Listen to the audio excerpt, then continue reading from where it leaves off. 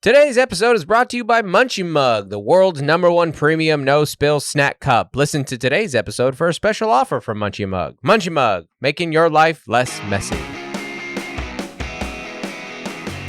Hey everybody, welcome to Don't Make Me Come Back There. We are a funny podcast about family. My name is Dustin Nickerson. I'm a stand-up comedian and the host of the aforementioned podcast. And alongside me in our state-of-the-art recording studio here in East San Diego on the due south corner of our bedroom wall is my lovely wife, Melissa Nickerson. Hey there. We are coming here just broadcasting in 4K HD, great audio setup here, soundproof walls, staring at our bed in our room that is just an absolute shambles right now. Absolute chaos, but you'll never know that. Every day. Because what you see right now is nothing. You're hearing this. And if this is the clip that I chose, which I doubt it is, it's not coming in hot enough. The caffeine is not kicked in enough for Mel. We haven't kind of hit stride yet. She's feeling a little tight. Oh, yeah, you're in kind of a tight posture right now. Well, you told me to lean a little towards you, and I get tight when the video's on. It's a fact. You understand that this is not live,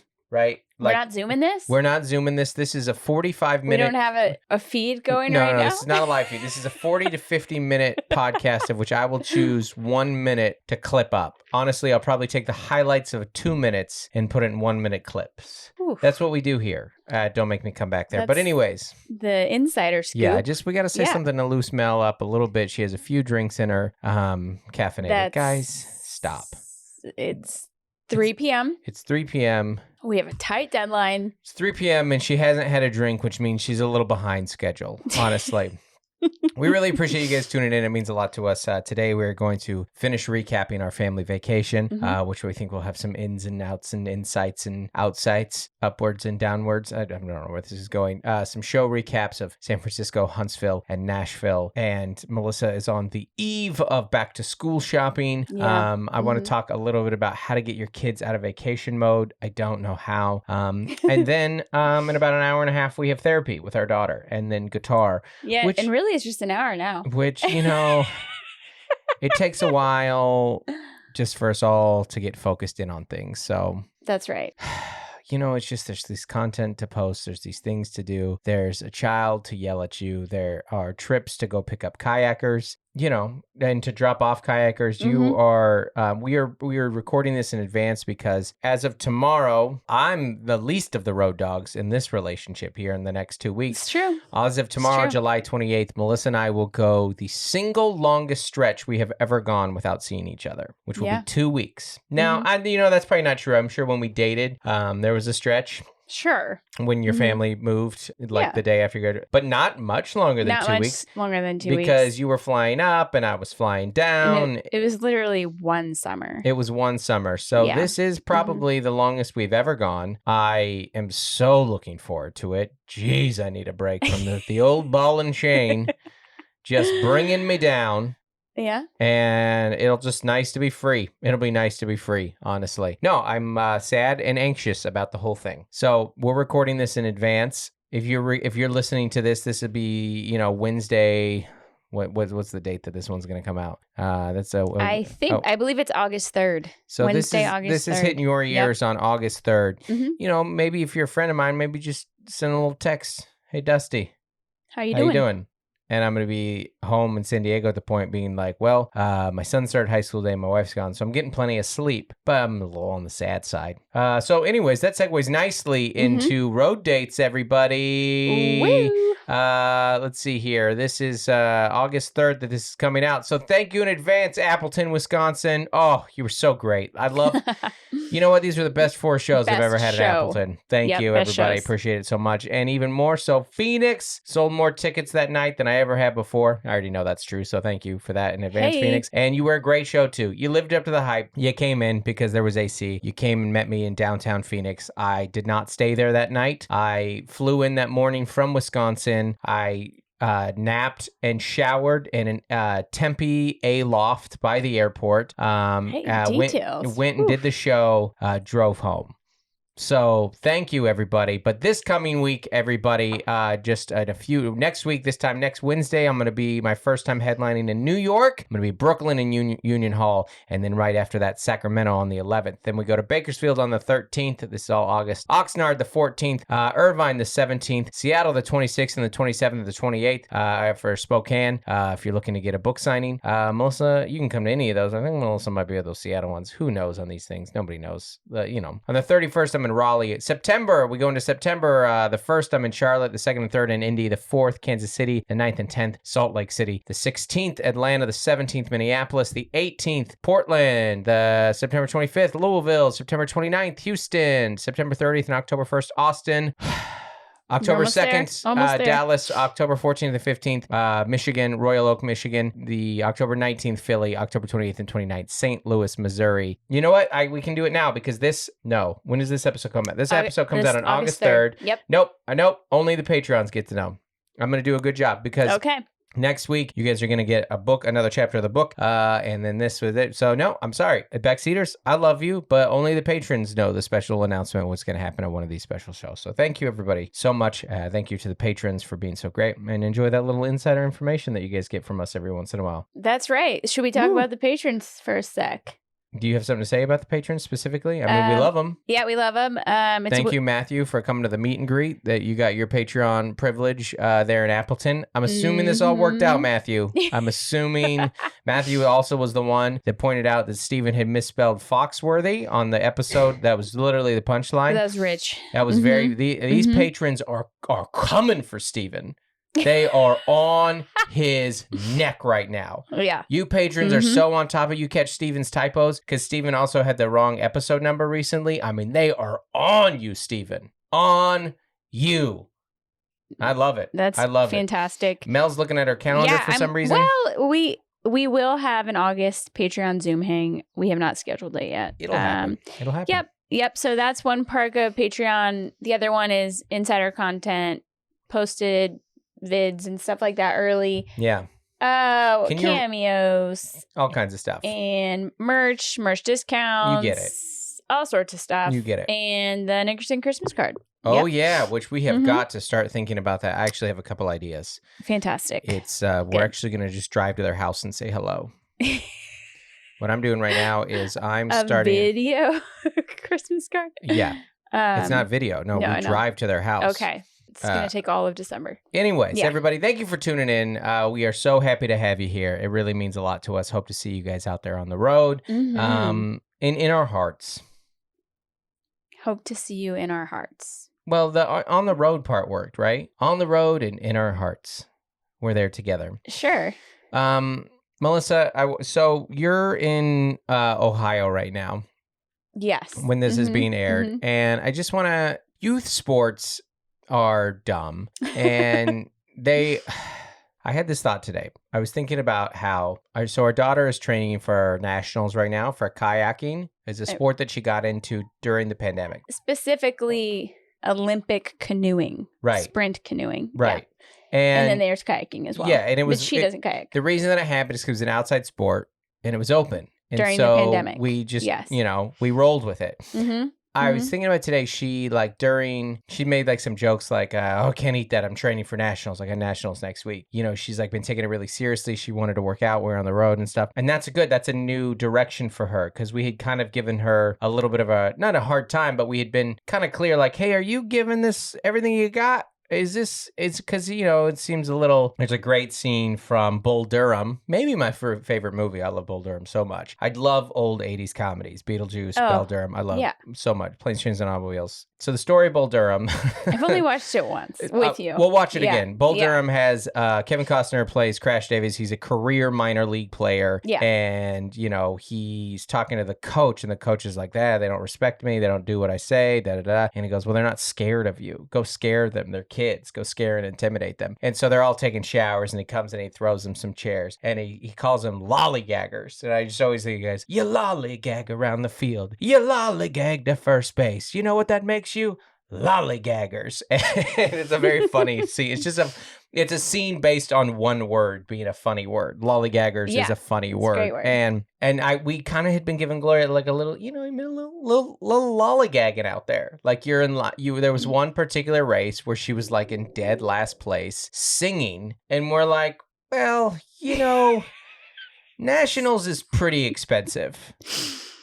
It was like the kind of day where I had been out there 9 hours. Right. With her and her sister, like up at like Newport Beach or something. And it was the circumstances or like, it was terrible. Like everyone on the course said it felt like a washing machine. Right. Brutal. Like a brutal ocean race. You know, according to her. She's like singing Mr. Brightside. Throwing up and all this. But she finishes the race like singing like ballads with her teammate. Right. In their canoe. And you're like, okay, but like, you know. We're not seeing a lot. Should we fly you across the country? The attitude is good here. The effort is lacking. We're missing that. It was the first time that I related to a conversation I had with my dad my sophomore year. I think I might have told this on the pod before. I played a ton of baseball growing up, and sophomore year, big family tragedy goes down, and I get hurt. I have a pretty bad season, and I have there's a lot of needs. Right, and so we go into summer ball, came into that which is time American Legion, like travel ball, and you know, it was a pretty premier team that we got selected on and stuff, and I just had a bad season, and the coach pulled me aside and he goes, hey, I just want to let you know, like, you're still on the team, you're probably gonna ride the bench a lot, like.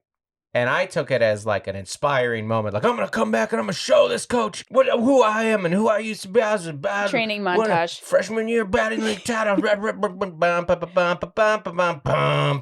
was going to go full Rocky on him. Yeah. And then I told my dad, and my dad was like, man, I mean, Legion ball is pretty expensive.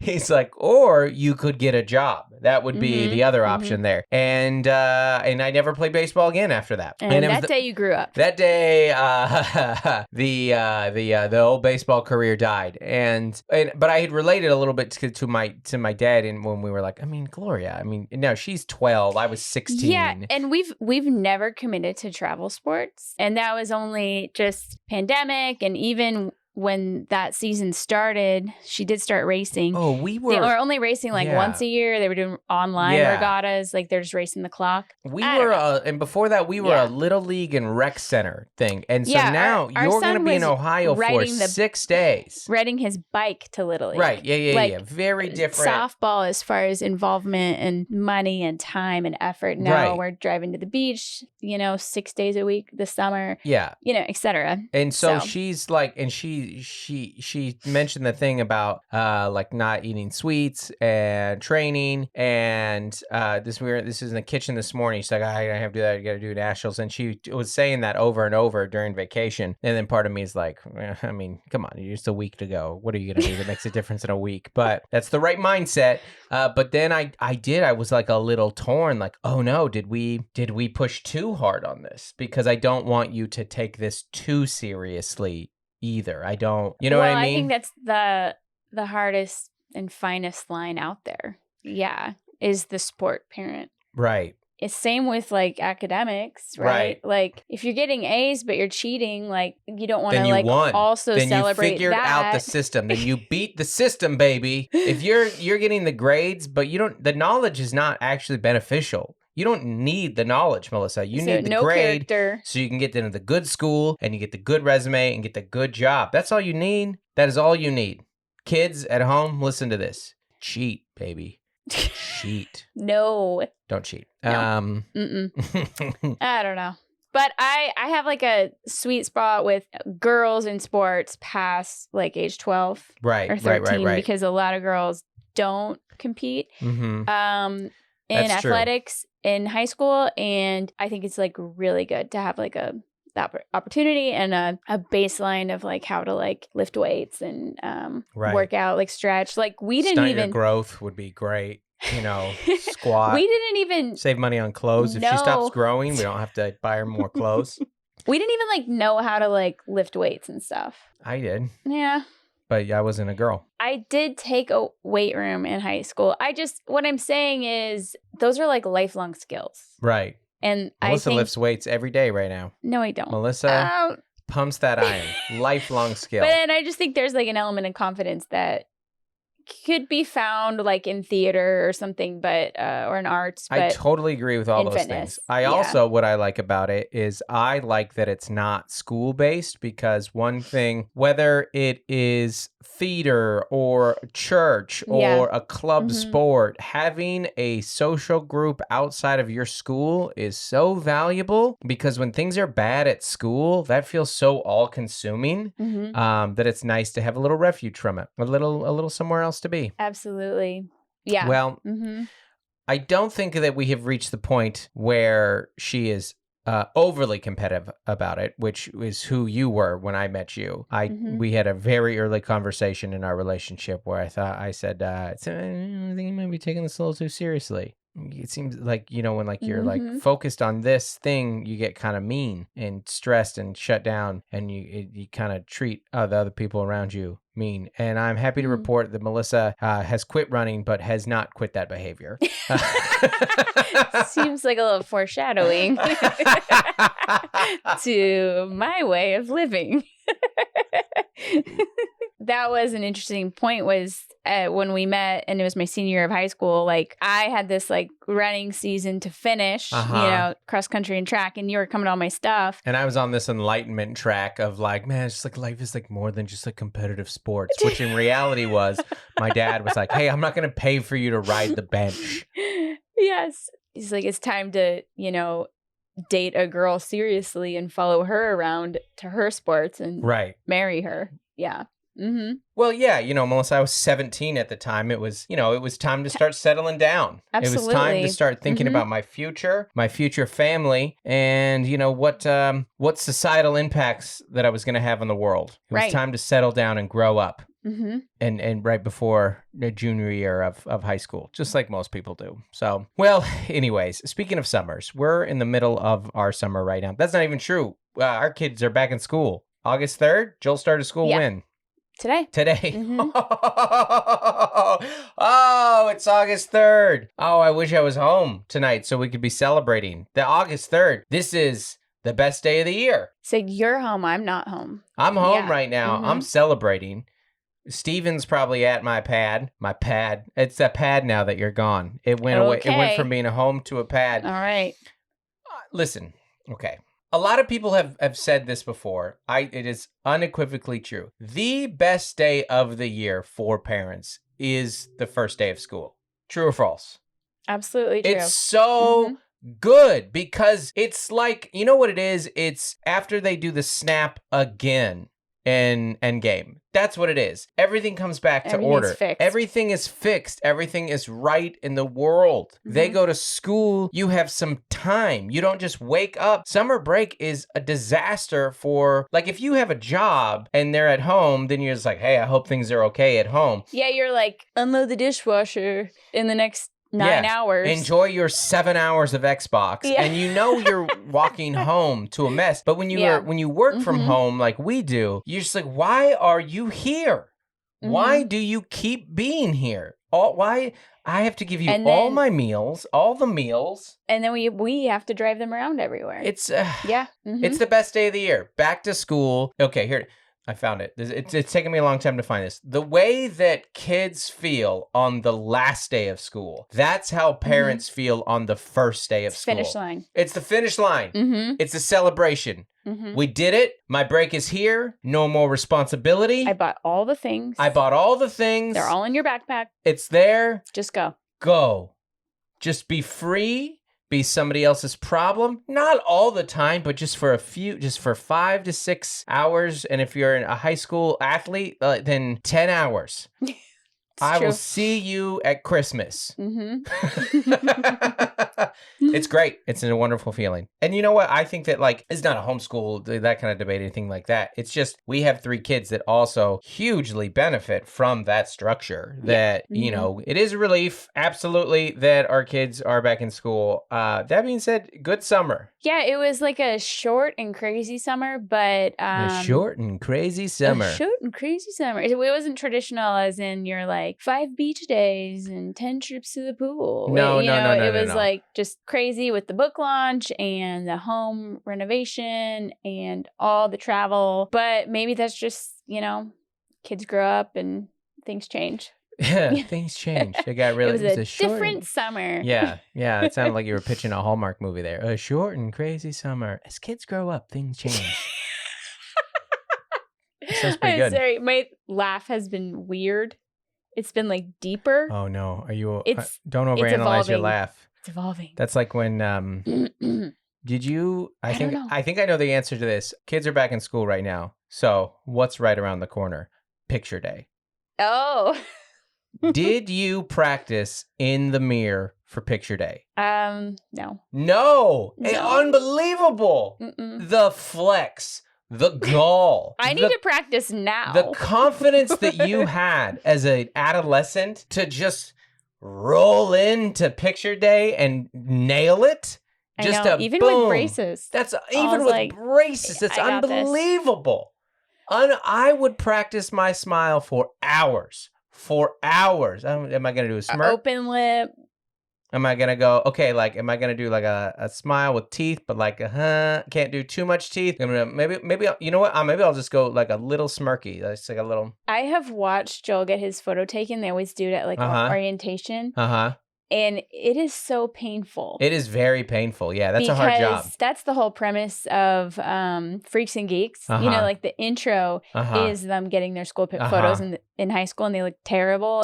And it is so painful to watch. It is an absolutely brutally painful experience. And especially with post-mask. Yeah. And it's always like 90 degrees here on picture day. So hot. And so everyone's just like super sweaty and like pink, you know, like brutal. Think about the power that the school photographer has. Oh, and then they choose. They pick the one for you. They take 10 photos and then they have the power to make or ruin your life for eternity. But also, like, how long are we going to have printed yearbooks? Like, forever. But right? No, but for real though. If they're not gone now, like, when would they go away? Like, photos are now like digital, like you can get a school photo and you can just buy the digital one. Right, but you don't have to print them. But when does someone tell you to have a great summer? You can't do that. I think they try to do that during the pandemic, like make like a virtual. Nobody wants that yearbook page. It just doesn't. What is this? An online memorial? The kids carry around Chromebooks. Like, what if there was just like a website that everyone just signed? You mean Instagram? I know. I'm saying that the yearbook photo might disappear with I don't yearbooks. see it going anywhere. I think that the yearbook is an institution. I think that the yearbook, like magazines are still around. If magazines Barely. No, they're pretty. No. I know they're not what they used to be. They cost like $1. I know. For like 2 years. Listen, if what exists already has not replaced the yearbook, then nothing will. Because not like it's something better than Instagram or TikTok or whatever is going to be invented but like books are not printed as much anymore. I know that, but the yearbook is not. The yearbook is not a book. The yearbook is not a magazine. The yearbook is its own thing, and that puppy is not going anywhere. I bet sales are down. I bet parents go. Yeah, they didn't go to school for 2 years. I'm not spending $70 on a yearbook. We did. I pay for your phone, and you have social media. I don't buy it. I don't buy it. I think the yearbook is an institution.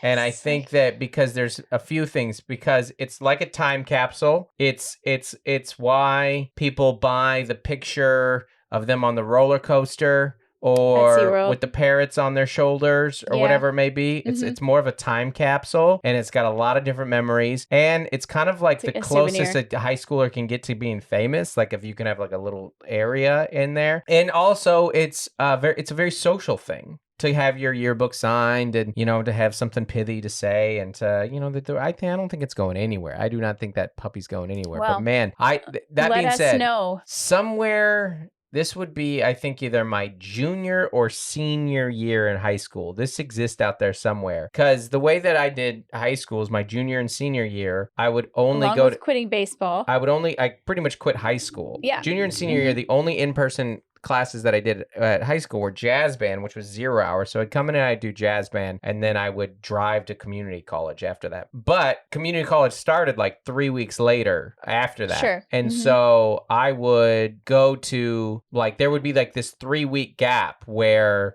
I would go to jazz band and then just come home and go to sleep. Best 3 weeks of school, by the way. Like, all right, have a good day, everybody. And I'm leaving. One of those days was picture day, and I didn't know it. And it's happened in that gap. And jazz band was very chill, and I would often wear a hat to jazz band. Yeah. All right, because I would then be going to community college. I'd roll out of bed. They were pretty loose on the hat policy in the 0-hour classes. They are not loose on the hat policy at picture day. And so they're like, you have to go get your picture taken for the yearbook. You have to go do that right now. And the photographer's here. The photographer's here. He's here to ruin your life. And so somewhere, I've never seen this picture because I didn't get that yearbook. I barely went to that school. Somewhere out there are a couple hundred Decatur High School 2003 yearbooks where 16, 17-year-old Dustin is out of bed for 40 minutes with full-on hat hair. I bet I look terrible. I mean, awful. I mean, you were like 16. How bad could you look? I hadn't been practicing my smile in the mirror. Anyways. Did you have any fresh highlights? No, I think I was done with the highlight phase because I don't think I ever got my hair highlighted when I was in a relationship with you, did I? I think you might have had some tips when I met you. Some tips? Well, yeah. I mean, I had to seal the deal. A little some little bleach tips is what it took there. Hey-o. So, but it was a great summer. We wanted to talk a little bit more about what we did this summer, as we promised last episode. So we got on a tangent really about school. Where we left off with you guys last week was I didn't even really do a recap of the San Diego show or the San Francisco show, but on July 13th? San Francisco, you were a great crowd. Thanks for being there. So fun. We got on a plane the next day at a flight that left at 5 a.m. to travel across the country to Huntsville, Alabama, where I had 3 shows at Stand Up Live. Great shows. Thank you, backseaters who came out. Thank you, new backseaters who maybe discovered me at that show because there were a lot of people there that didn't know who I was. And that's fun. It's fun to still have to prove yourself, you know. I act like they were great crowds. I act like you only saw one of them. Well, you told me about them. I did tell you about them. I did like them quite a bit. And, we'll have some clips, little clippy clips to do. But Huntsville's great. We loved Huntsville. Yeah, it was fun. It was our kids' introduction into the South. I want to do a Bingo Dingo review on the NASA Space Center in Huntsville. I'm going to tell you right now, it's a 5 out of 5 for both of us. It was just like the aquarium in Monterey, just lived up to the hype. Absolutely. And we have a Air and Space Museum here in Balboa Park in San Diego. Not like that, though. But there are so many times. This was just insane. The size of these rockets. They've been to space. There's so many big ships and rockets and shuttles that have actually been to space there. It's incredible. I mean, it is NASA. NASA is right there. So and it's pretty interactive. I think the girls kind of learned some stuff and, kind of put themselves in the shoes of an astronaut and all that. In the boots of an astronaut. Well, and it was a good introduction to the South, because it kind of segued us slowly. We waded into the South because Huntsville is like liberal Alabama, which such a thing exists. Yeah, tech. The joke that I made is Huntsville is like a house that has a Confederate flag and a gay pride flag. There is nothing like that city that I've ever seen them. Right. NASA and NASCAR that close together. But it's great. Really liked Huntsville. Really fun shows. Went to a botanical garden that was very nice. And we didn't have our son with us, which we talked about last week. Just removing one element of toxicity. It just makes the family less combustible. It could be any of them. It could be you. It could be me. It could be any of the kids. All 5 of us are very combustible together. And when you remove just one of them, big difference maker. A little bit easier. All due respect to Joel. But then Joel, who flew across the country by himself. Joel went to camp here in San Diego, got on a plane, not only just flew to Alabama by himself, dropped off at the curb by himself. By a family friend. Went through, now we had a little walk through Chicago, went through by himself, texting us the whole way, got lucky, there were no delays, landed in in Atlanta, busiest airport in the world.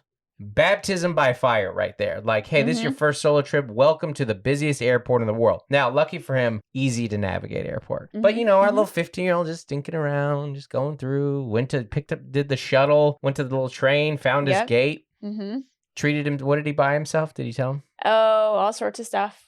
candy, smoothie, breakfast.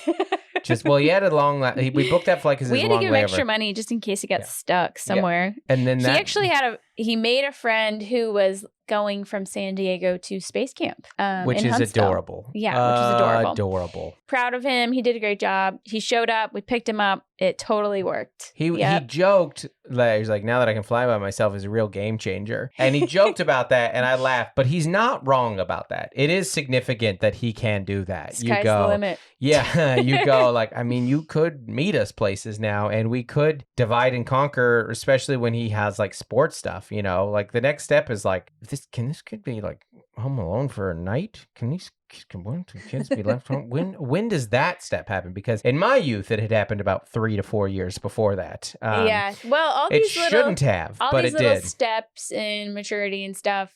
It just depends so much. There's not an age, right? Like there's a legal age that you can be left home alone. Even the legal ages are pretty blurry. On each kid. Yeah, they're like not toddler. Yeah. I mean, some states it's like 12 and some states it's like 8. Well, it depends. It depends. Our family's a great example of this because I would be so much more hesitant to leave Gloria just based on the ADD because she's the impulsivity. Mm-hmm. Like every time I leave this house, she starts baking something. How many times are we going to leave the house and you turn on the stove? And that's girlfriend? Real one for her. You can't turn on the stove. Stove privileges. They can't touch my blender. That's how progressive and feminist we are. You're not allowed to turn on the stove. You're not allowed to cook. Don't do it. Don't you dare accept these chains. I'm not sure this where bit's we're going. Not working. Yeah. But the point is, I get scared that we left her in the hotel and we came back. You're like, what did you? The only thing you could do was make popcorn, and you did, and you burned it. It's the only thing. I forgot. Melissa. No. Well, we had 2 burnt popcorn scenarios. 1 in a cabin and 2 in 2 different hotels. She burned popcorn in 3 different locations. Because this is what we do with ADHD is we just go put on a thing and then we just walk away. Oh, maybe I should make some popcorn. Oh, yeah. I don't. That's the thing. Forgot about that popcorn. I don't even care that she turns on the oven. It's the remembering to turn the oven off that I'm terrified of. Yeah. There's been so many times that we get home and she's like, and here's some brownies I messed up. You're not allowed to bake. Even on this podcast here, we took a break right in the middle. So you had no idea because Steven is a producing wizard. And we went in because the kids were being allowed. And so we very peacefully and calmly asked them to be quiet. And they very peacefully and calmly required saying, sorry, Father, that my volume had gone a little too loud. We will retreat to our quarters and quiet our rooms. Literally, a kid just slammed a door as I said that. Oh, there was a big Reese's Puff spill. Cereal Gloria spill. had made Reese's Puff about an hour before dinner, so already a questionable choice. Had spilled some of the milk. Into like a little cubby. Shelves. And just shut said cubby. Well, this happens all the time. Everyone in this family will spill something, but they don't look down. Right. They clean up the counter. Huh? And then every layer of drawer and cabinet and surface still has the milk on it. The all-time great in Nickerson history was the frozen blueberries. Not the blueberry incident. Don't. That rolled. Frozen blueberries roll everywhere and stain the floor as they go. Can find frozen blueberries for days. So we got new floors, and yet still somehow the blueberry stains on this floor. Yeah. And they hide. The blueberries hide and then thaw and then stain. Well, the full story on this is I have frozen blueberries almost every morning in my oatmeal. I look forward to it when I go to bed at night. I don't love closing the blueberry bag the way that it doesn't have a good seal. It doesn't. And you have the little clip that you do. And sometimes I just roll that puppy up and throw it in there. And I did that on a Tuesday. And then on a Wednesday, I opened the fridge and that bag and every blueberry within that bag spilled like marbles on ice. Just and down the fridge and down the pictures on the fridge and the freezer. And we have to move. We can't live here anymore. You never lived it down. You've never lived down. Well, yeah, you're bringing it up right now. Yep. You're bringing it up right now. How dare you? How dare you? In front of my friends and family, streaming live on the internet like this. Today of all days, when we've had to stop this podcast multiple times to fight with the kids. Do you know what we need to put the blueberries in? Munchie mug! Oh my gosh. How did you... Oh. If our frozen blueberries were in a munchie mug, this would have never happened. That was you really did a good job getting into that. Well, thank you. It's a little late for the podcast ad, but you know what? We get it in when we get it in. That's Am I right? Mm-hmm. And you know what? The great thing about Munchie Mug is once you get it in, unless you want, it's not coming out. It's not coming out unless you reach your hand into that soft fabric lid. You okay? Munchie Mug. We love Munchie Mug here. Don't make me come back there, everybody. It is a wonderful spill-proof cup that you're going to want in your life. I know you are. It's made right here in the USA. You get free shippings. Comes with a lot of different colors. If you go to munchiemug.com and use promo code Don't Make Me, that's all one word, Don't Make Me, you're going to get 25% off in addition to that free shipping. So it's great. You're going to go to munchiemug.com, use that promo code. Like I said, Don't Make Me, all one word, no apostrophes, 25% off and free shipping. Munchie Mug. Making your life less messy. Munchie Mug. Wish I would have had them for the blueberries. So after Huntsville, we drove to Camp McDowell in Nauvoo, Alabama. Yep. And we will land this podcast here talking about our friends at Hope Heals. If you're not familiar with Hope Heals, Jay and Catherine Wolf, they have a book called Hope Heals. I forget the name of their other book. It's probably great. And they're great. And last year, they invited me to come speak. Hope Heals, what they do is they do a ton of work with families and individuals with disabilities. And this specific camp is for families and individuals with disabilities. It's incredible. It's life-changing. And last year, I went, I connected with Jay through Instagram, and I went and did the show. I was like, I want us to be part of this on some grander scale than we already are. So the talk about coming back next year happened almost right away, and I had no idea really what I was getting into, but I knew it was cool and special and divine and magical and all those things. And I told Jay, I was like, well, you know, my wife's an art teacher and she has the temperament and the skills and the abilities for this. We would love to be involved. And we put it on the calendar as soon as we could and came out with the whole family. It was everything we'd hoped and more. It's absolutely unbelievable, beautiful, happy. I find myself just beaming and humbled and encouraged and challenged in every way that I can when you're walking around the camp and you're being a part of that community and that family. So it was a fun show that I did with them on Thursday. So my show wasn't until Thursday, and we got there on Sunday.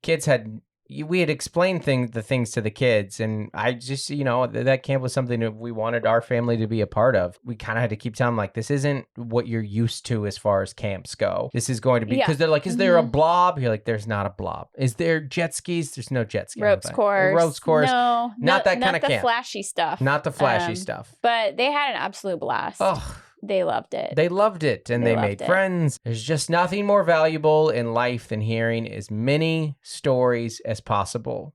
Hard ones, good ones, challenging ones, because all of our stories are all of those different things. And to get thrown into that situation and hear and experience that many different stories is great. It's valuable. And also being total fish out of water, and that they were even just from being from California. Like there were like a couple others from California, and everybody else, like Joel's like, all these Frank people live in Atlanta. Yeah, I know. So I know it was really great. And Thursday, you were serving on the hospitality team Monday through Wednesday. You were doing a ton of stuff, and then Thursday was probably, like I said, one of the best days ever for me. And that we woke up, we helped get your art in place. I'd known you've been working on it. I had no idea how hard and the amazing, like even just things we did quite a bit of prep. I did, because nothing dries there. And so it's just so swampy that I had to prep a lot so that the students taking the art class would successfully walk out with something. Right. What you're saying. So you had a few of them, you had steps of the first few steps done. So as to kind of give them prepped like 15 to 20 acrylic canvases, like 4 steps in, so they could finish it. And then I prepped like 30 watercolor projects. It's great. Yeah. It was very beautiful to watch. And I've never seen you. I've seen you make art. I've never seen you teach art. And it was very lovely.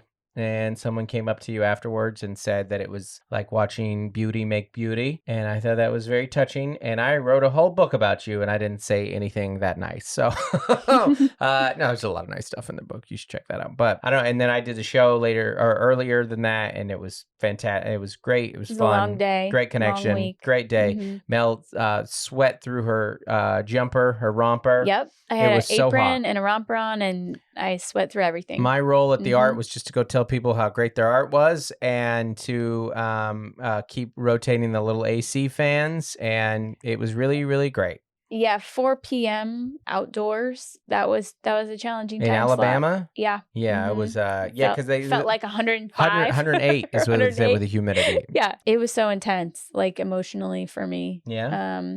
Tell me about that's a good thing. Yeah. Have you processed? No. Will you process? Hopefully. It was great. It was just I've been around disability and stuff, but like it felt more like you're putting your feet in their shoes as far as like their challenges and limitations and stuff. And so that's kind of what they talked about in the training, like running towards pain and helping people in need. Yeah. But at the same time, you get so much out of it. It's not like I'm here to save everyone. You know, there's this. You're all here to learn and be changed. Yeah. Together. And to experience this beautiful family together. So, Jane, Catherine, thank you again, everybody, for having us. It was wonderful. I don't think you'll be able to afford Melissa next year. But you might be able to get me. So anyways, check them out, everybody. And thanks, Backseaters, for tuning in. We appreciate you guys so much. All right. Bye. Hey folks, want to give a special shout out to our Essential as Oils patrons. That's our $25 a month and up tier. That list is Averill Griffiths, Jessica Sewell, Rachel Kennedy, Code to Grow, Dave Hoagland, Demarius Diaz-Stevens, Nicole Carraz, Tiffany Payne, Farrah Journey, David and Melissa Cox, Isaac Taryn, Lori Amos, Carrie Teague, The Forgotten Friend Reptile Sanctuary, Jordan Cowan, Courtney Eibling, Juliana Smith, Bonnie Galliando, and Jennifer Ashley Downs. Thank you guys so much for what you give to the pod.